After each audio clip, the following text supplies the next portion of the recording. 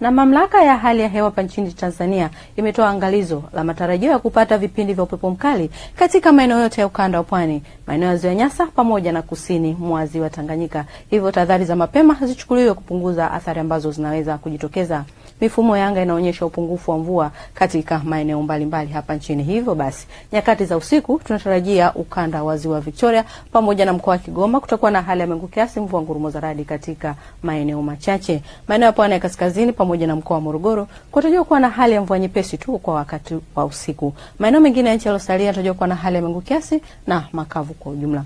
Siku ya kesho, mpenzi mtazamaji, tunatarajia maeneo yanayozunguka ukanda wa Ziwa Victoria pamoja na mkoa wa Kigoma kutakuwa na hali ya mawingu kiasi, mvua ngurumo za radi katika maeneo machache na vipindi vya jua. Nyanda za juu kaskazini mashariki, ukanda wote wa pwani kutarajiwa kuwa na hali ya mawingu kiasi, mvua katika maeneo machache na vipindi vya jua. Na maeneo mengine ya nchi yaliyosalia kwa ujumla yanatarajiwa kuwa na hali ya mawingu kiasi, makavu kwa ujumla na yenye vipindi virefu vya jua.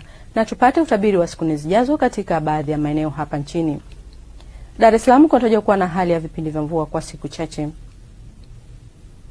Maeneo ya mkoa wa Dodoma yanatarajiwa kuwa na hali ya mawingu kiasi, makavu kwa ujumla na yenye vipindi virefu vya jua. Katika mkoa wa Mwanza kwa ujumla kunatarajiwa kuwa na hali ya mawingu kiasi, makavu kwa ujumla kwa siku 4 zijazo. Hata hivyo, mkoa wa Kilimanjaro kwa ujumla kunatarajiwa kuwa na hali ya mawingu kiasi na makavu kwa ujumla. Maeneo ya mkoa wa Mbeya yanatarajiwa kuwa na hali ya mawingu kiasi na yenye vipindi virefu vya jua kwa siku 4 zijazo. Hata hivyo, maeneo ya Morogoro yanatarajiwa kuwa na hali ya vipindi vya mvua kwa siku chache. Katika mkoa wa Arusha kwa ujumla kunatarajiwa kuwa na hali ya mawingu kiasi na makavu kwa ujumla isipokuwa vipindi vya mvua mnamo tarehe 27.